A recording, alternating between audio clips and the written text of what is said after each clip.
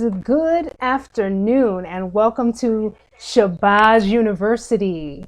And I'm so glad, happy and glad to be with you this afternoon. And I wish you peace and blessings, Hotep, Black Power, and mighty, mighty, mighty peace and blessings to all those who have chosen to tune in today.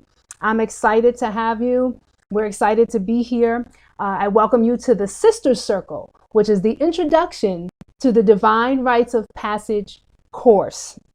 And I just want to, have a conversation with you today. All of my sisters, all of my young sisters, all of my women. This is a course that is designed for women. It is designed for young ladies. It is designed for women who are anywhere between 2 to 120. If you can receive the information. I just want to tell you a little bit about who I am. I am Amunet Aset, and known as sister to many. Amunet Aset, known as Mut Amunet Aset, mother to other people, to all of my spiritual children. I'm known as that as well, but basically I am your sister. Basically, I am from New York City. Want to give you a little bit of background about who I am and who's going to be teaching this class. It is important to know who's teaching our babies. It is important to know who we are in fellowship with and in communication with and in union with. Okay. Raised in New York City, raised in the Bronx, New York. Lived in New York until I was 32 years old, and then relocated and joined my husband in Atlanta, and we lived in Gwinnett County for about 5 years. And then we moved from the ATL to South Florida, and here we are in the Bay Area now of Florida. And I've been married, and I will tell you this, just so you know, because this is important.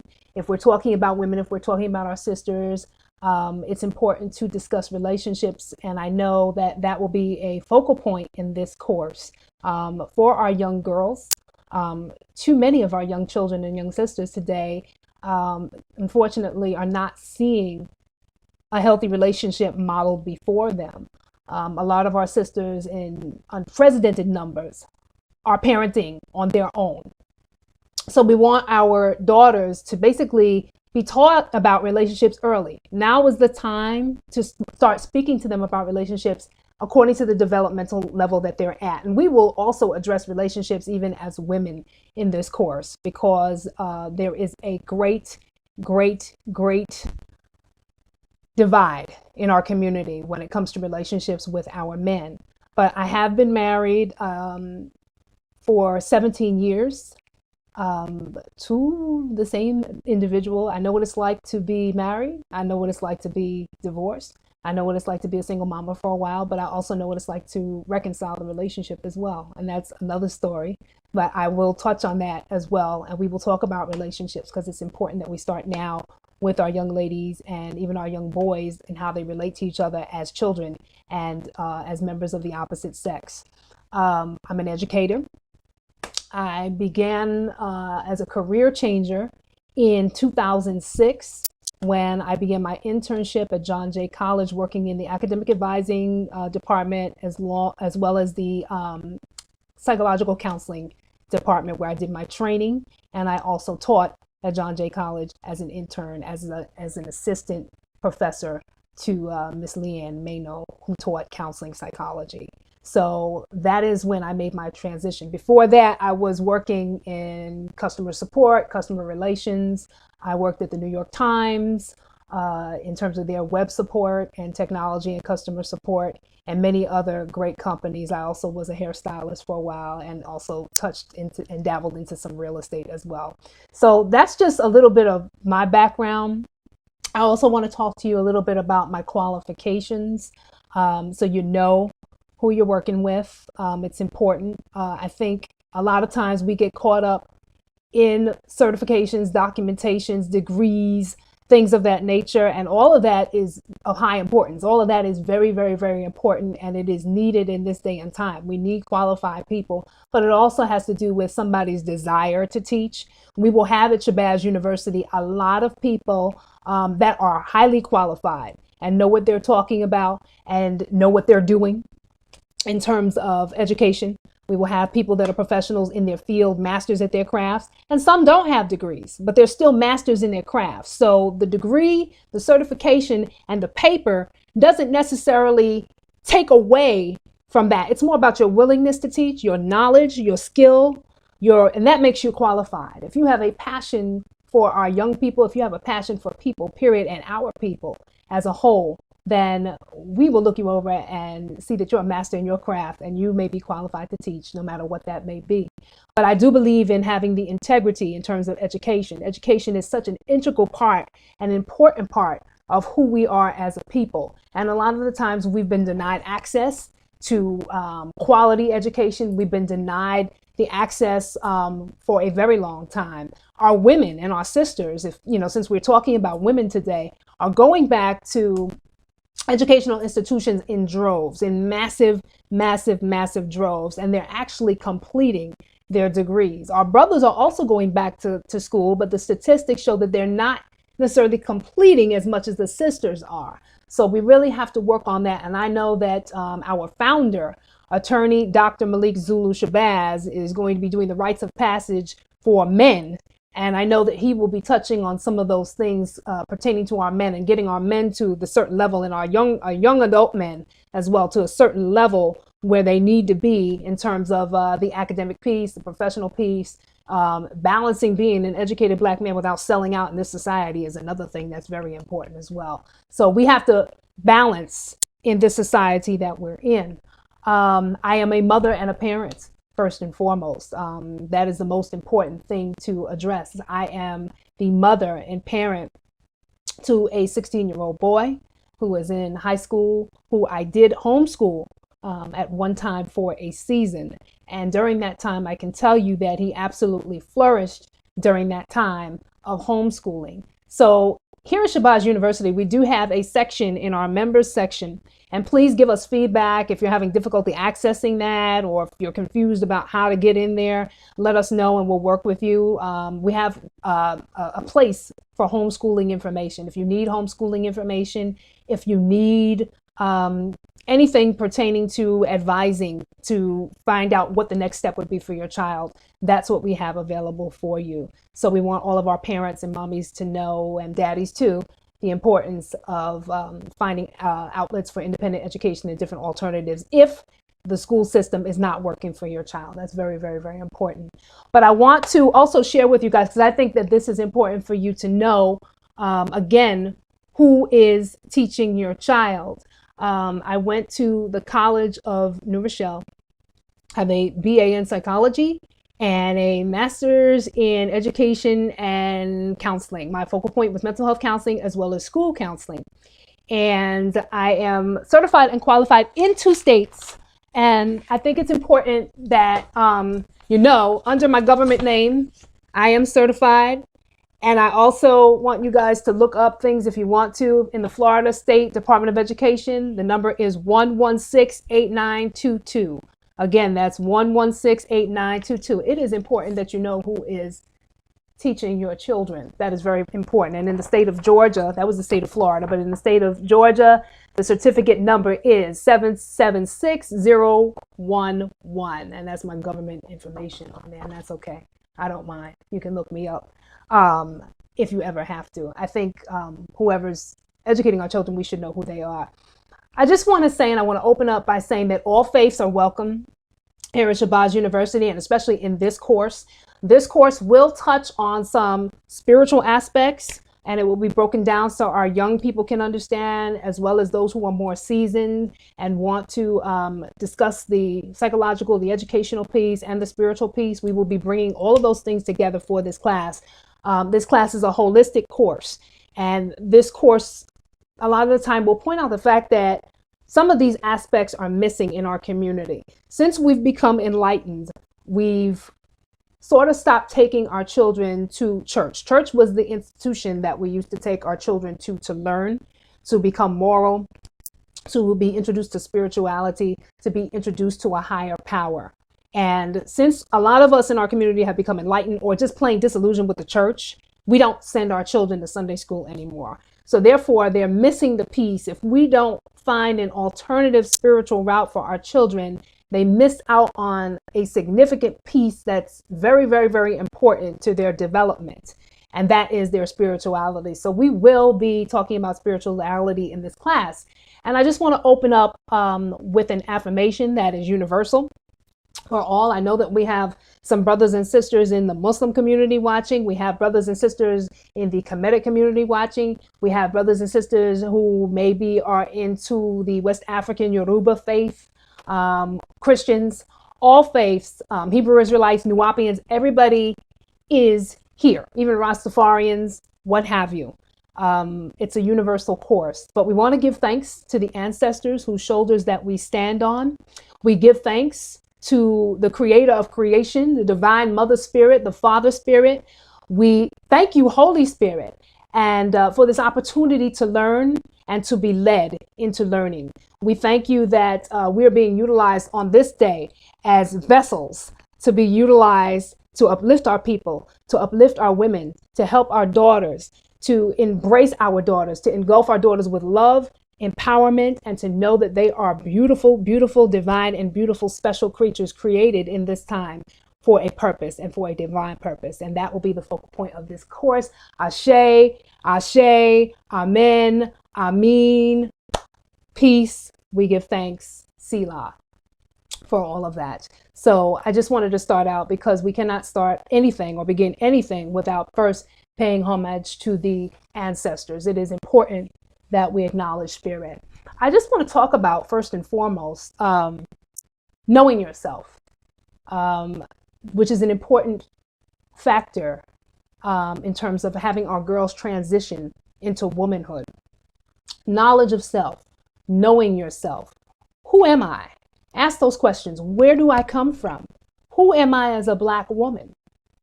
We have media that tells us who we are, that tries to define who we are. We see some of the only images of wives that we see on TV for our girls to even look at are Atlanta housewives. And we know that that is not a healthy template for our girls to follow and embrace. That is not what we do. So the first step and the first role model that we have starts with mother, starts at home, starts with mommy at home. And I had to go back personally, and I can share this with you from my story so you understand where we must begin. And this really, really, really helped me and has helped me and continues to help me as a woman in my development and throughout my childhood. It's very important that our matriarchal figures are strong in our community. And I think as Black women, we have always had strong matriarchal figures in our community. There's always Big Mama, there's always Mom. And a lot of the times through that and through what happened through our genesis through slavery here in the United States of America and the Western Hemisphere, the patriarchal piece in our community sort of has been stripped, emasculated, and downgraded into something that's not even needed or perhaps even useless in this day and time. So we have a lot of strong matriarchal figures in our community, but now it's become less important and has become diminished as families move here, we transition here. But I want to share with you the importance of matriarchy and telling the stories to our children and our young girls so that they know who they are. And I'm going to begin with this young lady as an example. Well, she wasn't young quite in this picture. This is a picture of my Eve and my first ancestor. And this picture was taken in the early 1900s. This picture is of Louisa Tucker, Louisa Hunt Tucker Green. And she is my great, great, great grandmother. And I'm sharing this with you, and you can't necessarily see it, but on her face, she was a slave, and she was a Virginia slave. And she was branded with the letter D on her face multiple times for desertion on the plantation and being a strong Black woman who decided to walk away from being raped, from being brutalized, from being hurt by her master and her captor, her so-called master, who she also bore children with. So when we look at those types of things, and it's good to be able to go back in your own family history and tell your children who they are. And it's good to speak with our elders so that we can keep a timeline of who we are and pass the information on. A lot of the times, because we're not talking to our children and the elders, and we have a generation gap, which creates a great divide where we're not talking to our young people anymore. They get caught up in the video games. They get caught up in today's electronic age. They're caught up in social media. They're tweeting. They're on Instagram. They're let me take a selfie. They're me, myself, and I, to the point where they don't want to hear what we're saying. They're not listening because they're not taking the time to sit with grandma and listen to grandma's stories. But this is how we as women are going to know who we are.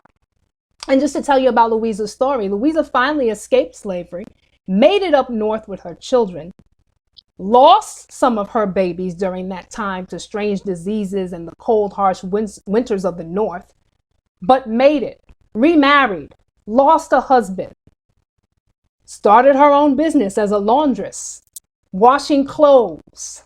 All right. So she is my matriarch, and she is one of the most powerful figures for me. I recognize when I learned her story, it was my great grandmother who actually told me her story. And then I went to ancestry.com and learned more about her in depth and was able to weave the pieces together that my great grandmother had given me on an audio cassette while going through ancestry.com and bringing everything together. And it's so important that we know these things. So many people, our family history is lost, and we don't know the strength that we embody because we don't know our ancestors. We don't know our roots. And when I learned of her story in particular, I realized that I could do anything. There was nothing that I couldn't do. There was nothing. If she went through being branded, and excuse me if I tear up, if she went through being branded, if she went through being raped, if she went through being molested and bothered and resold away from her family, which was probably in another county, and then came by a horse and buggy with her babies in the back and her little brother driving the horse and buggy all the way to New Jersey because she was determined to be free, I knew that I could do anything, that there wasn't anything that I could not do because she overcame. But I was able to see certain patterns in the women in my family that I had to undo as a result of some of the things that she went through. And later, she went on, like I said, she was her own businesswoman. She worked for people. She did do domestic work, but she also had her own laundry business. And her daughter went and married a mortician in Harlem. And they did great things. She was later killed in Harlem by a trolley, unfortunately, and got ran over. But I'm thankful for her. She is my Eve. She is my mitochondrial Eve. She is as far back as I can go. I know her parents' names, but this is the oldest ancestor that we have on my mother's side on film. And women, I want you to take this with you. If you don't take anything else, this is our power. If we know ourselves, we can't be stopped. We can't be stopped. So I hold on and I honor Louisa Tucker Green, my great grandmother. I honor her today and I'm thankful for her. Ashe and Ashe. And I can take you back a little bit further. And I share this, and this is why, again, we got to know ourselves. We got to know the kind of stuff that we're made of as women. Little girls ask questions. Mommies, start telling your daughters. Grandmas, start having these conversations and go back as far as you can go so you can know yourself. This is the beginning of the rites of passage. We go into Queen Nefertiti. We go into Queen T. We go into our ancient goddesses. We go into Aset. We go into Hatshepsut, being sort of an androgynous woman who sat on the throne as a king, but that was all very symbolic. And we have to understand the symbolism behind all of our kings and queens in ancient Kemet and also in West Africa, and knowing about all of those wonderful people and those divine beings that they were. Yes, we can go back there, but we also have to deal with what's tangible as well. It's good to know the kings and queens. It's good to know your Neteru. It's good to know your divine goddesses and knowing that you are one of them. But you got to know the immediate thing as well so you can know yourself. And I'm thankful. I'm thankful that we have to get back to this. We got to get back to this. We got to get back to this. This is the 1940s right here. This is the 1940s. These women are beautiful. These are women in my family. Okay? Out feminine, beautiful ladies, this is what's up. This is Helen Delaney. And I don't know if you guys are familiar with the Delaney sisters having our say. The Delaney sisters, if you Google them, they come up. There's a play on them. There was a movie on them with Diane Carroll and Ruby Dee. And they're on different talk shows if you look on YouTube. And they live to be 106 and I believe 103. And this is their niece, Helen Delaney, and this is their other niece, Harriet Delaney. These two are my aunts. They married into the family on my mother's side. And their aunts were the Delaney sisters, the world-renowned Delaney sisters. This is my grandmother on the other side right here. And this is my great-grandmother and her sister. And this is my auntie. And this is my godmother. So I come from a long line of strong women who were not only beautiful, feminine, but also smart and tough. But look into the Delaney sisters. This is why it's so important to ask these questions, women. It's so important that we ask the questions. Who are we? So that we can know who we are. And I'm thankful for that. And I wanted to show you that that kind of thing still can exist today, but we have to get back to being feminine. We have to get back to being ladies. We have to get back to training our daughters early and letting them know that it's okay to be a lady. We are in the generation of the twerk. This is what they're seeing in the media. The twerk, the Lady Gaga, the Nicki Minaj, the freak. This is what's hot. This is what sells. Beyonce, Beyonce. Hey, that's what's selling. But what happened to the Lena Hornes? What happened to the Dorothy Dandridges? What happened to all of our beautiful Black women who carried themselves with class and elegance, and the Diane Carrolls and the women that we were proud of, who were yet strong but yet beautiful? But because of where we are in society and the breakdown in society, things have changed. And we're being fed, and even our own men believe the myths about us that started way back in slavery times. I'm going to read something to you. And you guys, I'm sure a lot of you know all about this particular book. This is the Willie Lynch Letter and the Making of a Slave. And this is still prevalent today, as we know. It's still going on. Now, there's some controversy as to who wrote it. There's some controversy as to, was it really a white man that really wrote it, or was it just a Black person that wrote it many years later because the language is too modern and it's language that a white man in the West Indies during that time would never use? But it doesn't matter at this point. The significance and the magnitude of this particular book tells you everything. And I'm going to read from this portion right here. And this portion says, the breaking process of the African woman. Take the female and run a series of tests on her to see if she will submit to your desires willingly. To your desires. That's what we've become, the object of desire. Test her in every way because she is the most important factor for good economics. If she shows any sign of resistance in submitting completely to your will, do not hesitate to use the bullwhip on her to extract the last bit of bitch out of her. Excuse the language for the young ones, but this is the way they spoke about us. And you'll see, this is why we have the music in the condition that it's in today, because our brothers have now taken the place of their slave masters with regard to how they view us and how we're degraded every day on the radio, on urban radio, which is not even controlled by us. Take care not to kill her, for in doing so, you'll spoil good economics.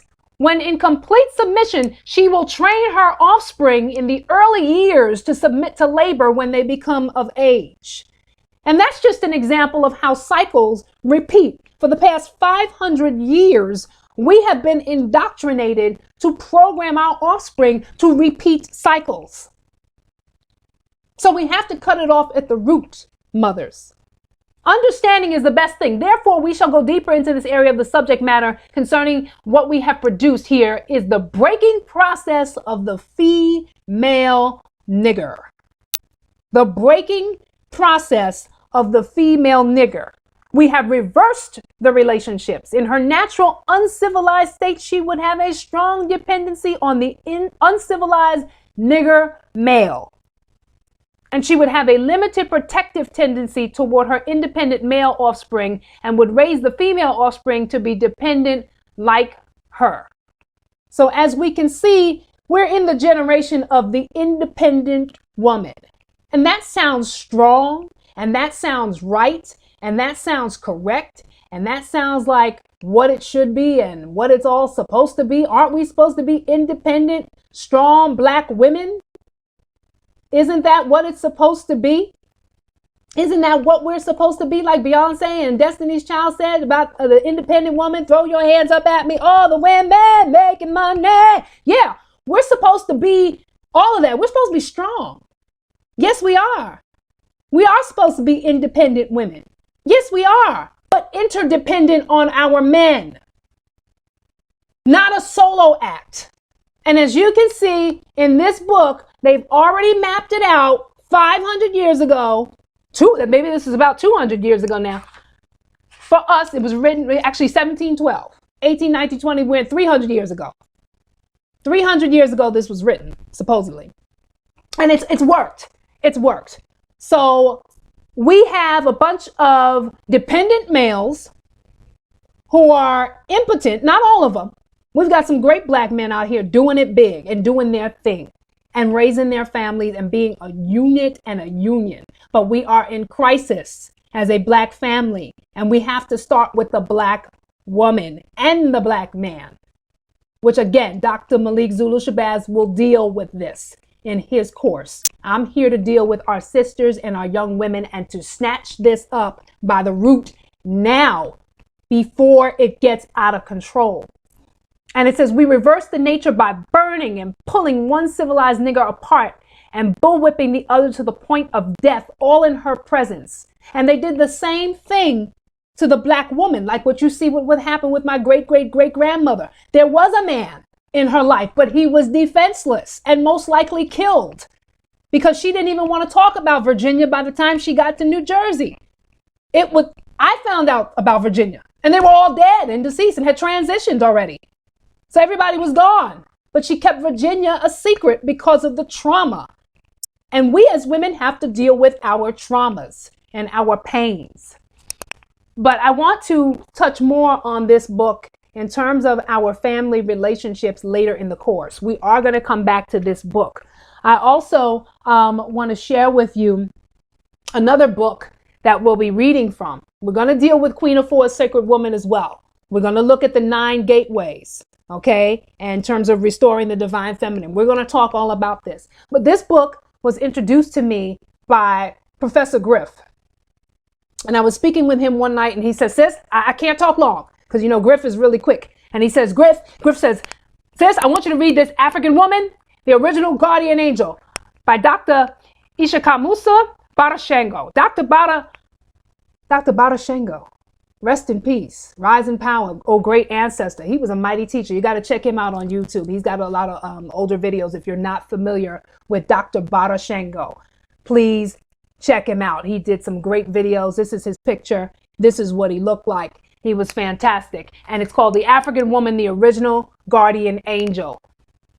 And we have to restore our sisters back to a place as to when they know that they were in fact, and we are the original guardian angels of this planet Earth and the original gatekeepers to all life on this planet Earth.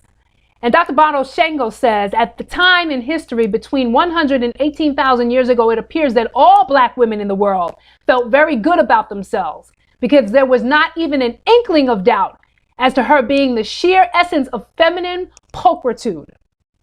For long extended periods of human history, the whole world revered and literally worshiped the African woman. In fact, the first objects of veneration were replicas of the female anatomy. We weren't ugly. We weren't dirty. I hear a lot of things on social media with women who feel, and I read between the lines, they feel that they are dirty. And maybe some of them are. No, we'll work on that as well. We'll work on our self-perception in this course in terms of how we view ourselves and how our daughters see themselves and our own self-perception, because that is very important. And he goes into saying about, how the Black woman's body, is regarded by the ancients as the supreme divine vessel of life. This particular subject is rather thoroughly explored and discussed in the aforementioned work, African Genesis and Historical Reality. And then he talks about how the great Dr. Ben said some beautiful things and wrote and said, to the real Black man, you're the only true woman. Because we know what's going on today in society with our men who appear to be leaving us, for other than self and kind.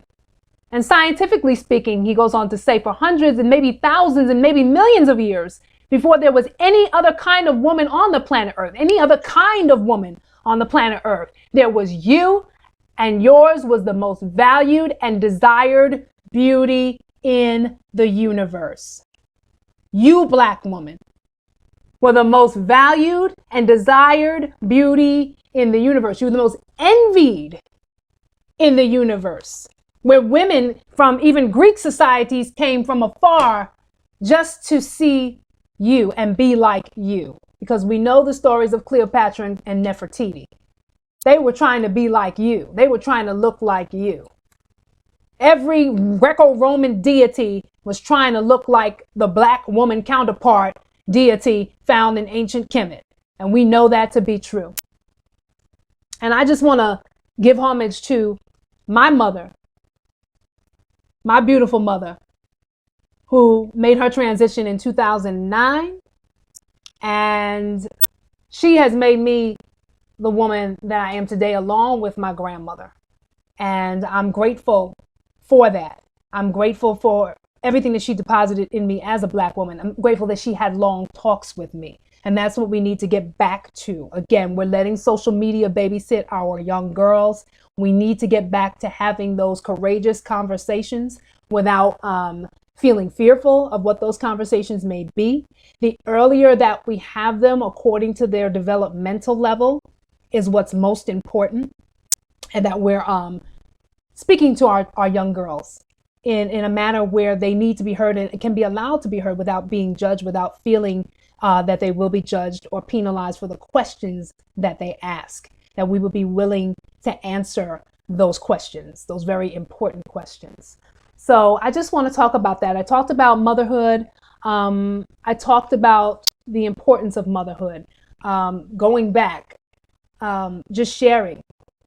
We as women who are raising boys, we're talking about our girls, and it is important, but I have a son, and this is me and him way back in the day. This is probably around 2001. And yeah, that's me back in 2001 with my beautiful son. And it's important that we model our lives before our children. It's important that our children see us trying and striving to live this path, trying to educate them accordingly. A lot of the times we rely on the school system to educate our children and give them tools, and rely on teachers that don't look like us, teachers that don't have our children's best interests at heart, teachers that don't care and expect our children to fail. Our boys mainly, our girls have it a little bit easier, but the expectation again is not that high for our children. They anticipate our children to fail. The system was designed for our children to fail. That is what they want, us to fail so we cannot compete in this world.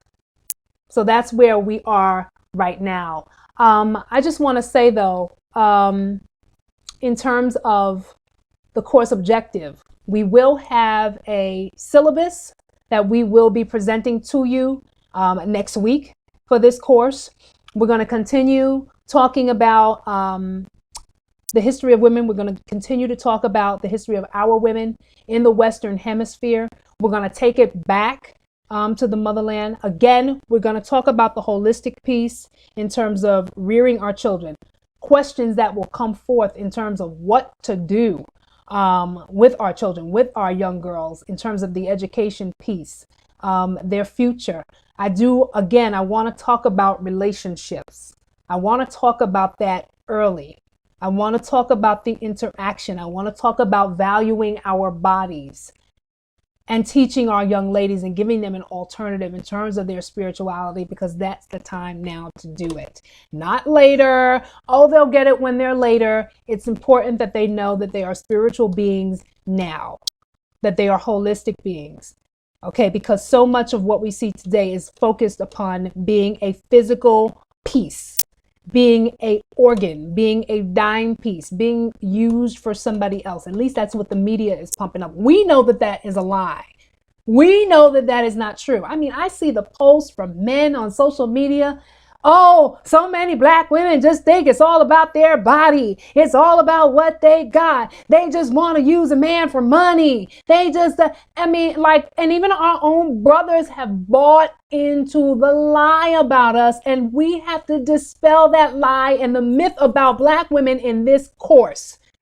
We're going to uncover it. We're going to talk about why the lie is spread. We're going to talk about how it began. Oh, well, I know sisters that are like that. I do know a lot of sisters that are like that. But do you know why?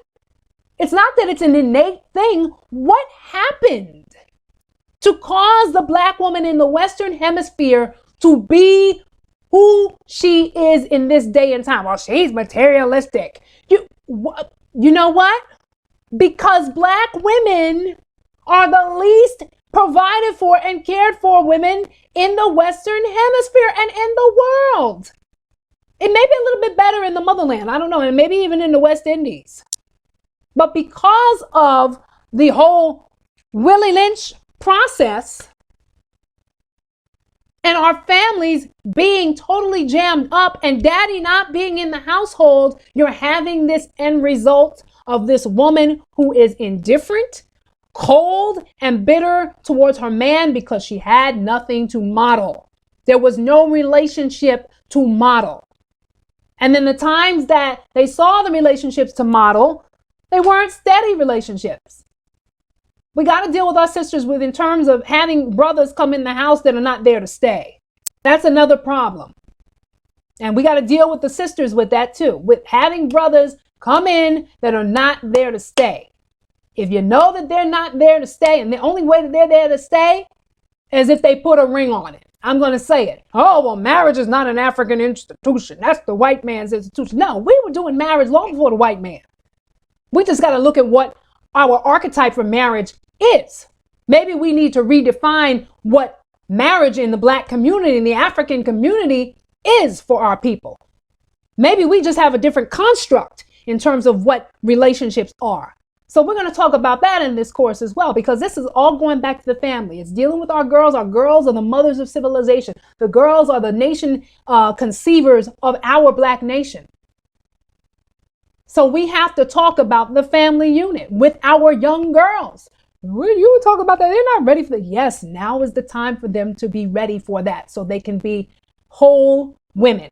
We have too many people, oh, they're so broken. Black women are so angry. Why are they so angry? Well, hell, if you aren't cared for, if 70% of your women are not having their husbands in the household and they're not getting married and the black man is not marrying them, and when they do get a little position and we do have some good upstanding brothers, they go off outside the race and marry somebody that doesn't even look like them because black woman is not worthy of marriage nowadays. And black women don't even think they're worthy of marriage. Oh, well, let's just wait till he get his bread up. We're going to wait till he gets his bread up. So you went and you had a baby. He didn't have his bread up then, but I got to wait till he get his bread up. When did that become the standard for us? It's okay to be alone? Where did this single mama thing come from? It's normal now. There used to be a time in my grandmother's day where a man gave a woman her honor. If you got her pregnant, we got to get married and be a family. There's no part-time daddy. I'm coming over for the weekend. I pay my child support. See, I'm doing the right thing as a father. See, I'm a good father because I'm there every weekend. You're not supposed to be there every weekend. You're supposed to be there every day. When did this become acceptable, black woman? Talk back to me, black woman. When did this become acceptable for brothers to be weekend fathers or part-time daddies because I can't get along with him? How you're not getting along with him? Again, we need to talk about the relationship piece for our young girls because they don't have anything to model. How are we going to be whole as a community if we cannot get along as male and female? How are we're not even friends anymore. We know how to make love. We know how to have sex. We know how to make a baby. But do we know how to have long-lasting friendships? It's about family. When you get with a brother, he is supposed to be a part of your family. You make a baby with him because you want to be a family, not just because he's sexy. He's my man and I wanted to feel good and I wanted to be with him. And he just knew how to put it down. Yeah, he knew how to put it down. But does he know how to put it down when it comes to provision and being a man of the household? We've got to demand family. That's why our community is falling apart, sisters. We have accepted less because that's what we think we deserve. We don't think we deserve it. That's somebody else's life. It just doesn't work. Well, my mother raised me by my mother and I turned out okay. Yeah, but guess what? Had she had a little bit of extra earnings, could have made your life a little bit different as well. Oh, that's materialistic. I mean, how can you say that? That sounds so, see, it shouldn't be about materialism. Yeah, but you can have both. You can have both. It's okay to be well provided for. It's okay to be able to provide together and build together. We want to build an empire. We want to be like Empire. We want to be like Cookie and Lucius Lyons. What happened? Now, this is a different story. I won't even get into him. But what happened to that lovely couple from the 80s that was on TV that everybody looked up to? It was two professional black people who were a couple who raised a family who stayed together. And they built together. It was, well, they were the black bourgeois. But now we got Cookie and Lucius. That's what we got now. That's what we're stuck with now. Cookie and Lucius. Cookie and Lucius. But I'm just going to conclude and say in conclusion, I thank you for joining me today. I thank you for tuning in.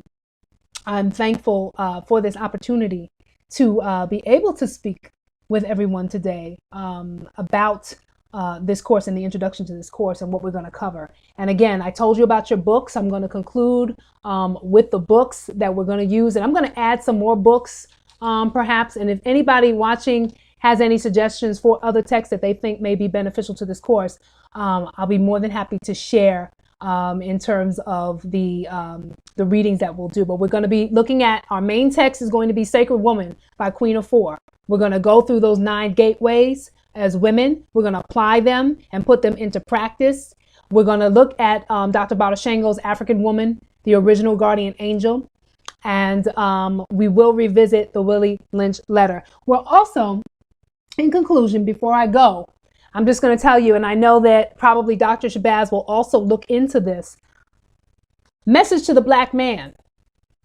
Now, this book was written by the Honorable Elijah Muhammad, and it's a marvelous masterpiece, classic book. But I believe that Message to the Black Man can also be used and appreciated by our women. All right. And it's a classic book, as we all know. But anything pertaining to the black man should be read by the black woman. And I have some other books, How to Love a Black Man.